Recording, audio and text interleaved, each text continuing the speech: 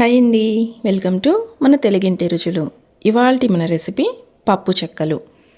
బియ్యం పిండితో చేసే ఈ పప్పు చెక్కలు గుల్లగా కరకరలాడుతూ చాలా టేస్టీగా ఉంటాయి. అలాగే ఎవరి హెల్ప్ లేకుండా ఒక్కరే చాలా ఈజీగా నేను చూపించే ఈ టెక్నిక్తో ఒక్కసారి మీరు ట్రై చేయండి. నిమిషాల్లో మీకు పని అయిపోతుందండి. ఇవి మీకు ఒక 20 రోజుల వరకు కూడా చాలా ఫ్రెష్గా ఉంటాయి. పిల్లలైతే వీటిని చాలా ఇష్టంగా తింటారండి. ఇక్కడ నేను మీకు ఒక చెక్కని తుంపి కూడా చూపిస్తున్నాను చూడండి. నూనె కూడా పీల్చుకోవండి. తప్పకుండా మీరు ట్రై చేయండి. వీడియో నచ్చితే కనుక లైక్ చేయండి. ఇక ప్రాసెస్ ఏంటంటే, దీనికోసం అయితే ఒక కప్పు నిండుగా పెసరపప్పు తీసుకున్నాను. అలాగే ఒక అరకప్పు వరకు పచ్చిశనగపప్పు తీసుకున్నాను. వీటిని నీట్గా కడిగి తగినంత నీళ్లు వేసుకొని ఒక గంట పాటు అయితే నానబెట్టేసుకోండి. ఇక్కడ ఆల్రెడీ నేను మీకు గంట నానిన తర్వాత పప్పులను చూపిస్తున్నానండి. చూడండి, చక్కగా నానిపోయినాయి.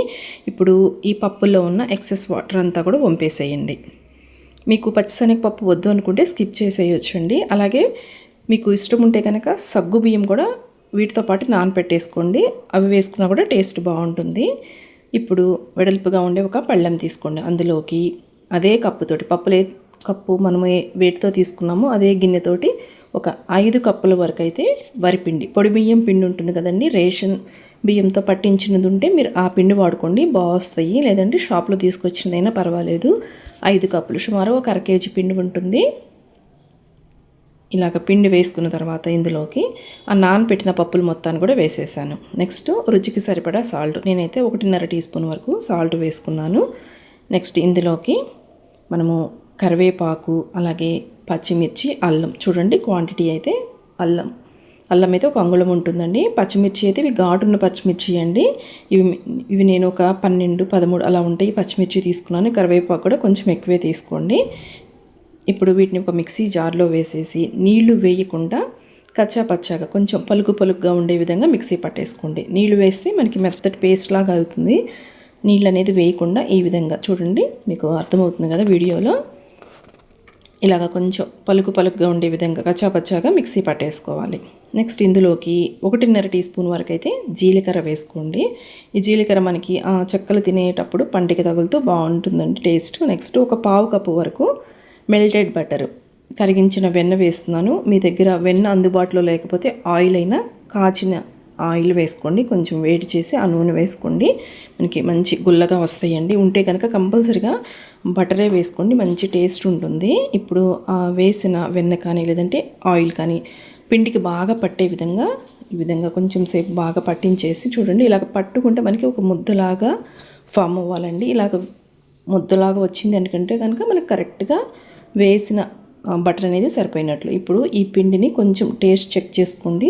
ఏదైనా మీకు కారం కానీ సాల్ట్ కానీ సరిపోకపోతే వేసుకోవచ్చు. నాకైతే వేసిన సాల్ట్ కానీ ఆ పచ్చిమిర్చి కారం కానీ కరెక్ట్గా సరిపోయింది. నెక్స్ట్ ఇందులోకి తగినంత నీళ్లు వేసుకోండి. చూసుకుంటూ కొంచెంగా వేసుకోండి. నాకైతే అదే కప్పుతోటి ఒక 2.5 కప్పుల వరకు అయితే నీళ్ళు పట్టినాయండి. మీకు ఎగ్జాక్ట్గా ఇంతే పడతాయి అని ఉండదు. చూసుకుంటూ చక్కగా మెత్తగా కలుపుకోవాలి పిండి అయితే. చూడండి, ఈ విధంగా కొంచెం గట్టిగా ప్రెషర్ ఇస్తూ కలుపుకోండి. పిండి చూడండి ఈ విధంగా ఎంత సాఫ్ట్నెస్ ఉండాలండి.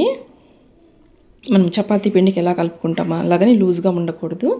చూడండి, మీకు అర్థమవుతుంది కదా టెక్స్చరు. ఈ విధంగా ఉంటే కరెక్ట్గా మనకి చెక్కలు అనేవి ఈజీగా మనం ప్రెస్ చేసుకోవచ్చు. ఇప్పుడు ఇందులో నుంచి కొంత పిండి తీసుకొని మిగతా పిండి మీద అది డ్రై అవ్వకుండా ఈ విధంగా తడి క్లాత్ ఏదైనా కవర్ చేసేసుకోండి. ఇప్పుడు అరచేతులకి కొంచెం ఈ విధంగా ఆయిల్ అప్లై చేసుకొని చిన్న సైజులో ఇలాగ బాల్స్ లాగా, మనకి గోళీలు ఉంటాయి కదండి, ఆ గోళీ సైజ్ అంతా బాల్ వచ్చే విధంగా ఇలాగ చిన్న బాల్స్ లాగా చుట్టేసుకోండి. ఒక 2-3 వాయిల్కి సరిపడా ఇలాగా బాల్స్ లాగా ప్రిపేర్ చేసేసుకొని చూడండి, ఇలాగ ఒక 2-3 వాయిల్కి సరిపడా ఇలాగ చేసేసుకొని పక్కన పెట్టేసేయండి. మనము ఆ చెక్కల్ని ఫ్రై చేసుకునే టైంలో మిగతావి పిండితో అలాగ బాల్స్ లాగా ప్రిపేర్ చేసుకోవచ్చండి. ఇక్కడ చూడండి, నేను మీకు టెక్నిక్ చెప్తానన్నా కదా, ఇలా దీంతో అయితే మీకు ఎన్ని వందల చెక్కలైనా ఈజీగా చేసుకోవచ్చండి. ఎవరి హెల్ప్ అవసరం లేదు. ఇలాగ పాలిథిన్ షీట్ ఒకటి తీసుకోండి, కొంచెం ఆయిల్ వేయండి, వేసి చక్కగా స్ప్రెడ్ చేసేయండి. అలాగే మరొక పాలిథిన్ షీట్ తీసుకోండి, పైన అలాగ కవర్ చేసుకోవడానికి. నేనైతే ఒకటే పెద్ద షీట్ తీసుకున్నాను. ఆ షీట్ మొత్తానికి కూడా ఇలాగ ఆయిల్ అప్లై చేస్తున్నాను. ఇప్పుడు మనం తయారు చేసుకునే ఈ బాల్స్ ఉన్నాయి కదా, వీటిని ఇలాగ కొంచెం గ్యాప్ ఇచ్చి పెట్టేసుకోండి. మీరు తీసుకున్న పేపర్ సైజుని బట్టి మరి కొంచెం పెద్ద పేపర్ తీసుకున్నారనుకో మీకు ఒకేసారి 2-3 వాయిల్కి కూడా తయారు చేసుకోవచ్చు. పైన మళ్ళీ పేపర్ వేసేసి ఇలాగ ఒక చిన్న గిన్నె, అడుగు కొంచెం ఫ్లాట్గా ఉండే గిన్నె తీసుకొని లైట్గా ప్రెస్ చేయండి. చూడండి చక్కగా వచ్చేస్తాయండి. మనం ఆయిల్ రాసాం కదా, 2 వైపులా అస్సలు అతుక్కోదు. మధ్య మధ్యలో ఇలాగ ఆయిల్ అప్లై చేసుకుంటూ మీరు వీటిని ఈజీగా తయారు చేసుకోవచ్చు. ఇప్పుడు డీప్ ఫ్రైకి సరిపడా ఆయిల్ పెట్టేసుకోండి. ఆయిల్ అయితే బాగా హీట్ అవ్వాలండి. బాగా హీట్ అయిన తర్వాత ఫ్లేమ్ని హై ఫ్లేమ్లోనే పెట్టేసి మనం తయారు చేసుకున్న ఆ పప్పు చెక్కల్ని ఇలాగా ఆయిల్కి సరిపడా వేసుకోండి. మరీ ఎక్కువ వేసుకోవద్దండి. మీకు ఆయిల్ వేసిన క్వాంటిటీని బట్టి అయితే వేసుకోండి. ఇలా వేసుకున్న తర్వాత 1 నిమిషం పాటు అలా ఉడికిన తర్వాత గరిటెతోటి ఈ విధంగా నెమ్మదిగా 2 వైపులా కూడా చక్కగా బాగా ఫ్రై అయ్యే విధంగా వేపుకోవాలి. ఈ ఆయిల్ వరకు మనకి కొంచెం తగ్గిందంటే చక్కగా మనకి పప్పు చెక్కలు అనేవి కరెక్ట్గా ఫ్రై అయినట్లు. ఇలాగ బాగా ఫ్రై అయిన తర్వాత వీటిని జాలి గరిటెలోకి తీసేసుకొని పక్కన పెట్టేసేయండి. ఇవి వేగే టైంలోనే నెక్స్ట్ వాయికి సరిపడవి మనం ప్రెస్ చేసుకున్నామంటే ఈజీగా అయిపోతుందండి. ఇదే విధంగా మొత్తం చెక్కలన్నిటిని ఇదే విధంగా ఫ్రై చేసుకోండి. ఇవి మీరు ఏదైనా ఎయిర్ బాక్స్లో పెట్టేసుకున్నారంటే మెత్తబడకుండా ఒక 3 వీక్స్ వరకు కూడా చాలా ఫ్రెష్గా ఉంటాయి. తప్పకుండా ఈ బియ్య పిండితో చేసే ఈ పప్పు చెక్కలను మీరు కూడా ట్రై చేయండి. వీడియో నచ్చితే కనుక ఒక లైక్ ఇవ్వండి. ఛానల్ కొత్తగా చూస్తున్నట్లయితే ప్లీజ్ సబ్స్క్రైబ్ చేయండి ఫ్రెండ్స్. Thanks for watching.